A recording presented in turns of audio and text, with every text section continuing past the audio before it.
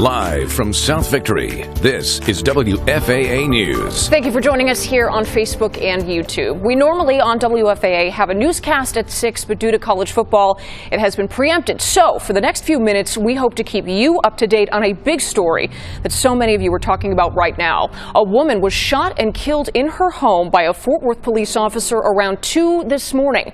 Now, we know a lot of you have questions, and we'd like to hear those. You can leave them in the comments below, and we'll try to get as many of them answered as we can. This happened on the south side of Fort Worth on East Allen Avenue. That is where WFAA's Eric Alvarez is live to talk us through what happened here. Eric, I know a lot of people still gathered at this home behind you.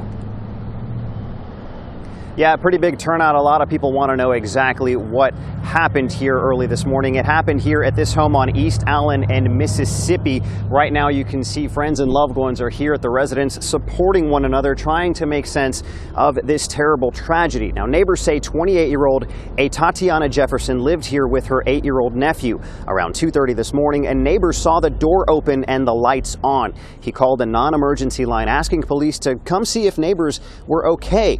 We're about to show you what happened next. This is the body cam footage provided by Fort Worth Police in its entirety.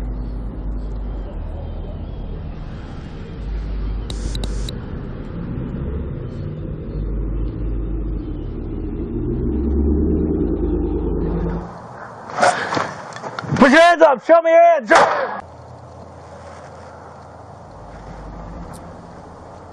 Now, in that video, you never hear the police officer identify himself. He simply goes through a gate into the backyard, then sees a figure in the window, and then in a span of about 3 seconds, you saw it there, he shouts the orders, put your hands up, show me your hands, and almost immediately after, that deadly shot rings out.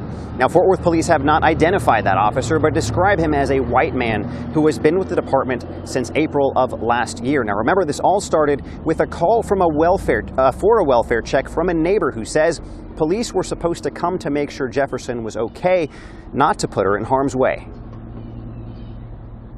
I explained on the call that there wasn't any violence going on, any type of arguments going on. It was simply a concern for my neighbor.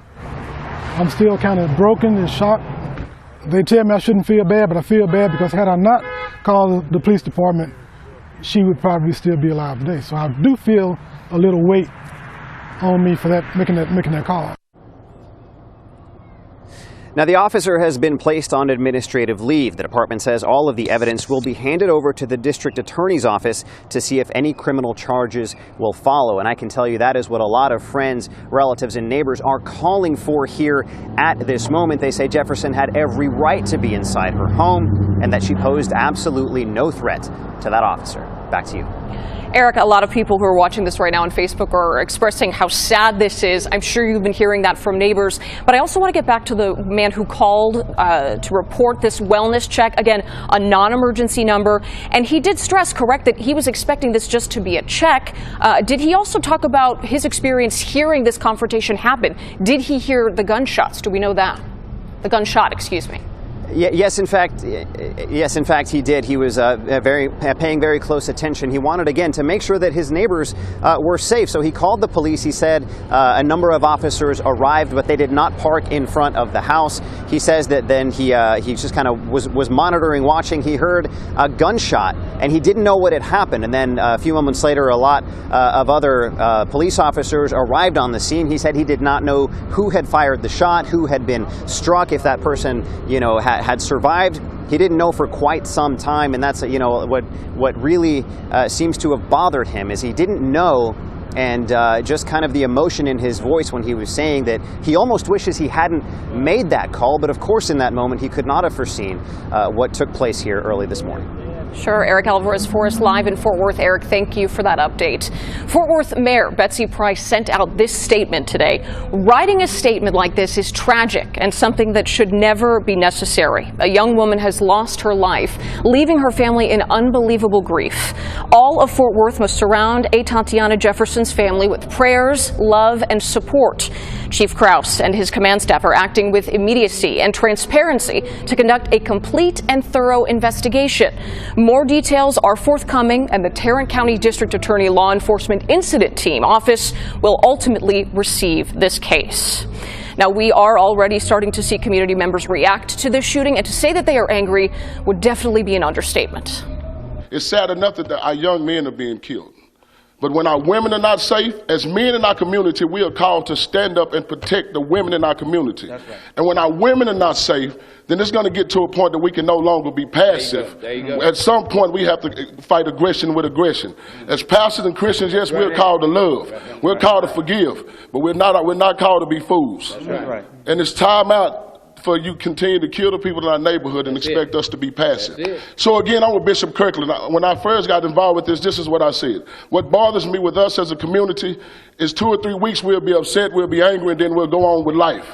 But what we're finding out, if we stop for 2 or 3 weeks, 2 or 3 weeks later, somebody else may be killed. So we got to stand up as a community and let them know that we're sick and tired of our young ladies being killed. We're sick and tired of our sons being killed. And the thing with this, you can't say she had a gun in her hand. It don't matter if she did, because in all actuality, if the Castle Doctrine could have stood in the Amber Guyger trial, then it could have stood in this one. She had the right to protect herself if she's in her own house. And if you are outside of my house, walking outside of my window, and there is a gun in my house, as a person that has property and is the rightful property owner, I have a right to protect myself.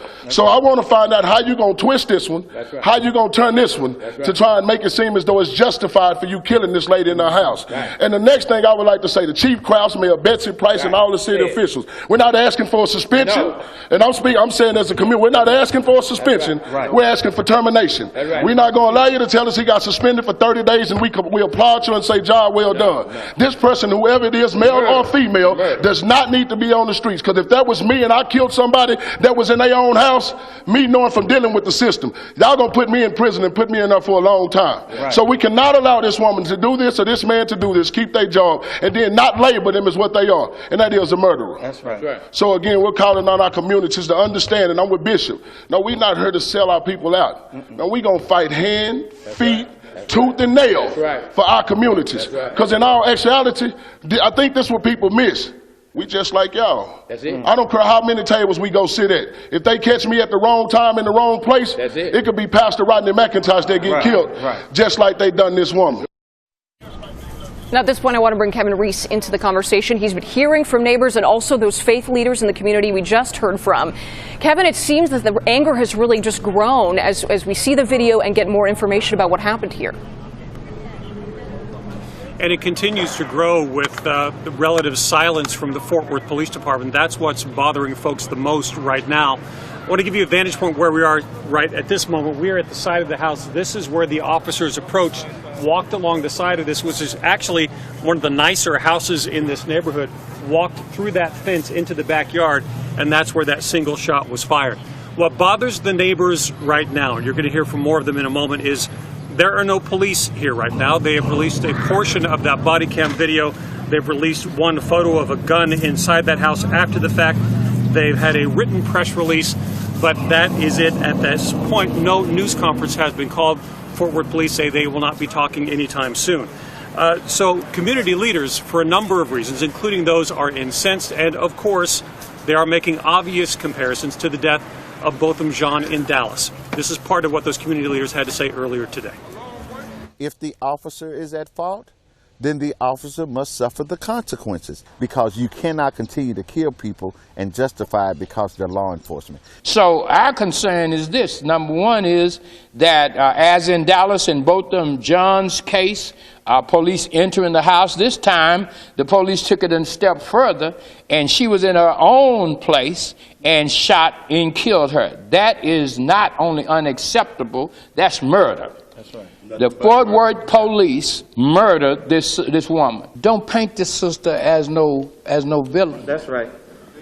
If you do that, if you paint this sister as a villain, this city gonna have hell to pay. Don't paint the sister as no villain.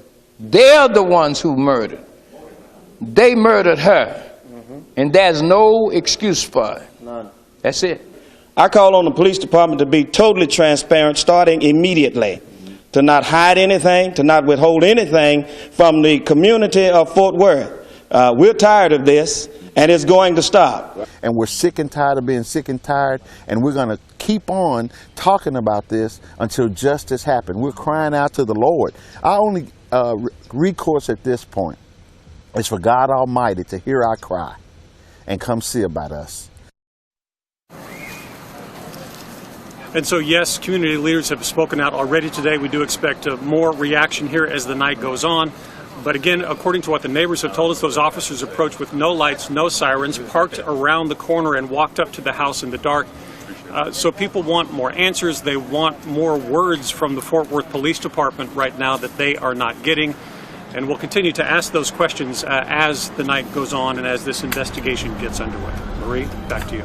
Kevin in Fort Worth for us. Kevin Reese, thank you so much. And it's true, like he said, we're hearing from so many of you in these comments right here, asking about procedure, asking about police response. What is normal when someone is walking up to a house? Does the type of phone call, as it was called in on this non-emergency number, make a difference here? Those are the questions we're asking. We're looking for that from not only Fort Worth Police, but other law enforcement experts. We're working to bring you that tonight. And as we continue our coverage both online and on air at WFAA.com and after the game this evening, we'll continue to follow this, and the latest information will be always shared online first. We appreciate you being with us here. Continue to leave us your feedback in the comments below.